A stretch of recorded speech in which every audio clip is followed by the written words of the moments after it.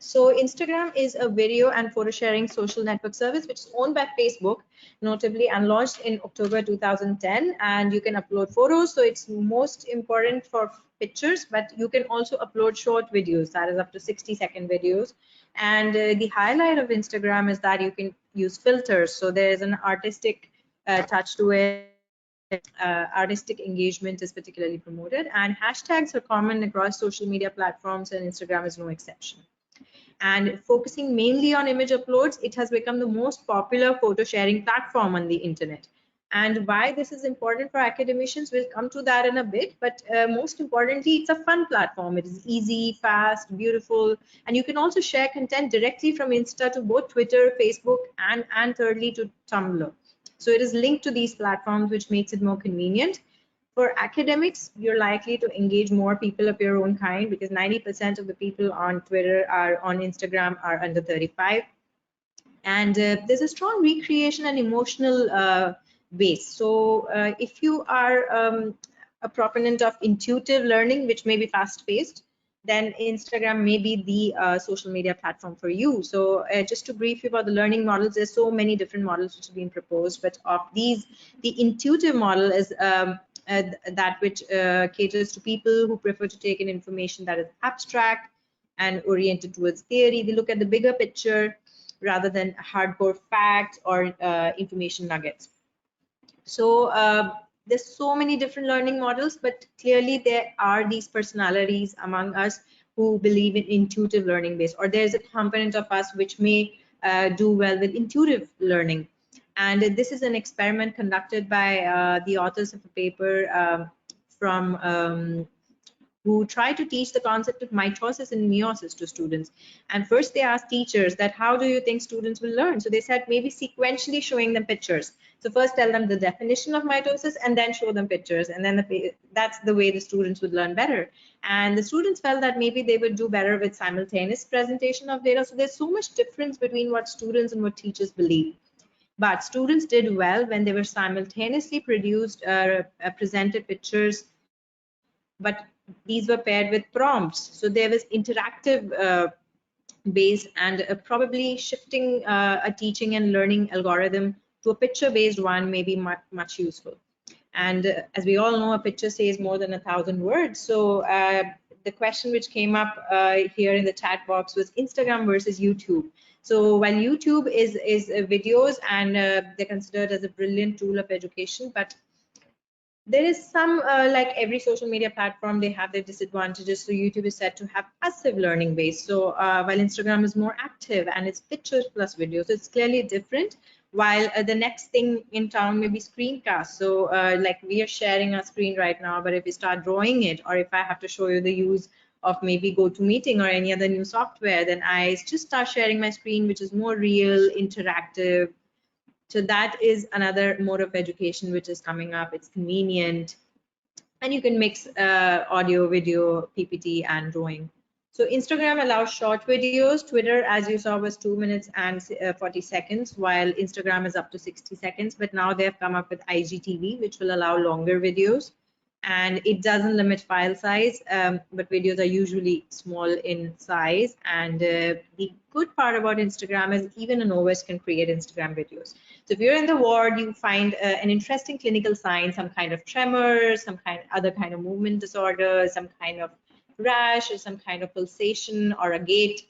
Especially for neurologic signs, I think it's great. So you can just quickly make an Instagram video and share it. And with Reels, which is again one of Instagram ventures, which has come up now, Instagram is really pushing out these Reels. So if you want to check out any of those, you will easily see them coming because it's inbuilt in the algorithm of Instagram. They're trying to promote Reels. And animated infographics are also great for learning. And as a student, if you want to access Instagram, then these may be the advantages that as you go along, you may be able to improve your imagery skills, get interested in videography, and video abstracts are another important thing coming up. Some journals are now publishing video abstracts, and we have an entire talk dedicated to that day after. And it is known that this promotes faster learning. I'll show you some evidence in a minute, and better attention capture. So as you know, the attention spans are ever shrinking in our digital age of using social media platforms. No one is patient anymore.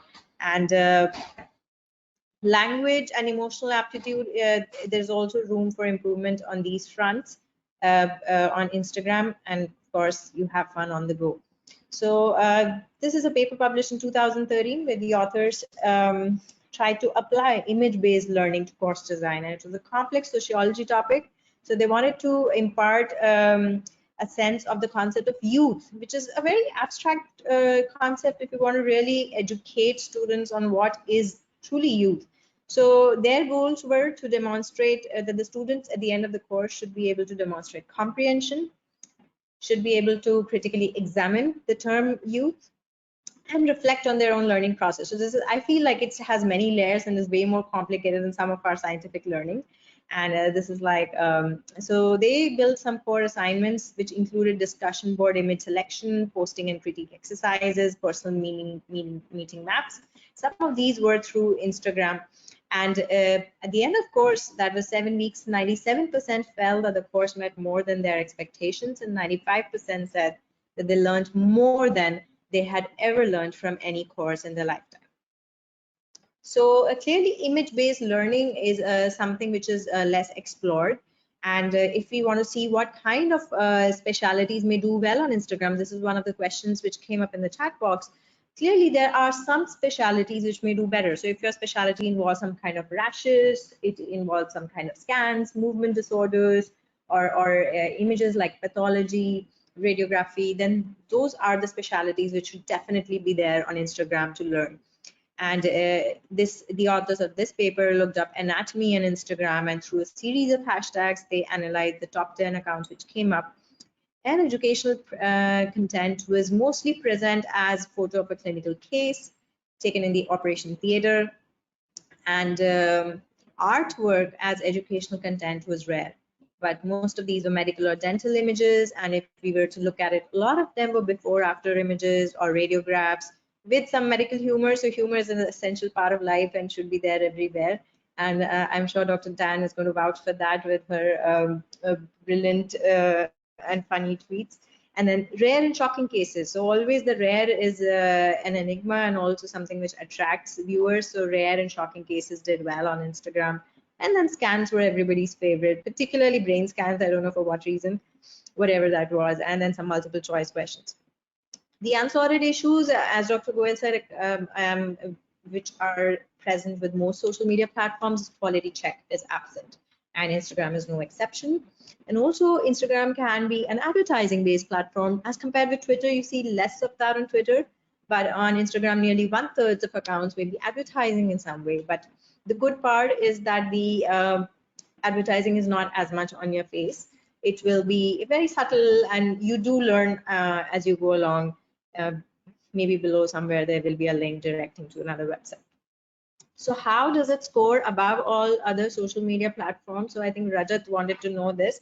So so this is the best example of how it is scoring above the other social media platforms. The authors of this paper, the PI was a pharmacy prof, and he wanted to educate his students about learning of ambulatory care pharmacy.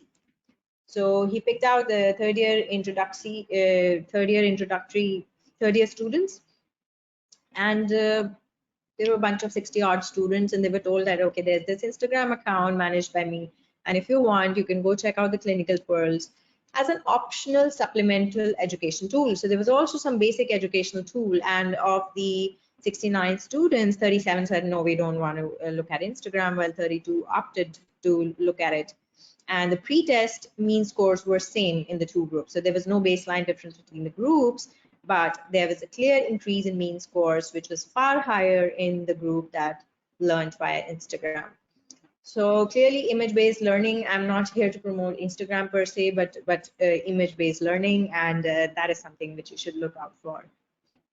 And this is the account that we talked about, the pharmacy account. It has millions of followers, and most of these images were infographics giving condensed and digested information for the students to assimilate. And If you were to ask, does your specialty have a presence on Instagram? Depends on what specialty it is. So rheumatology clearly is one specialty where Instagram could possibly be used. So we have rashes, we have all the rare cases which everyone gets excited about. We have scans and we have physiotherapy. So yes, and just in accordance with that, I found 69 accounts with the hashtag rheumatology, and most of them were journals or societies. Nearly 1/3 were advertising in some way, that is, they were clinics of doctors, and then there was a lot of academic community. And as you can see, pictures do better, and stories where they have multiple posts together also do well, where there's digested information pertaining to a particular paper. And in Instagram, you also have stories, and you have reels, which are longer videos, and there's a live feature. Suppose you are into patients and any kind of patient support group, you want to hold a patient education meeting, then you can go live and interact with your patients. And IGTV is a standalone video application, but it is also linked to Instagram, and where you can find longer videos, especially when you go live, and if it's a long session, it automatically goes to IGTV. So that, I hope, answers all the video related questions of Instagram. And yes, visuals stick in long-term memory, and in fact 3-day retention is only 10 to 20% for written content, but more than 65% for visual content. So even for tweets, with respect to Dr. Tan's talk, how to compose a perfect tweet, you should always include images where possible, because or GIFs are even better. We've come a long way in images, from images to GIFs to videos, and you should always try to include that if you're trying to promote your own paper. And why you should promote your papers, we will talk about all metrics tomorrow.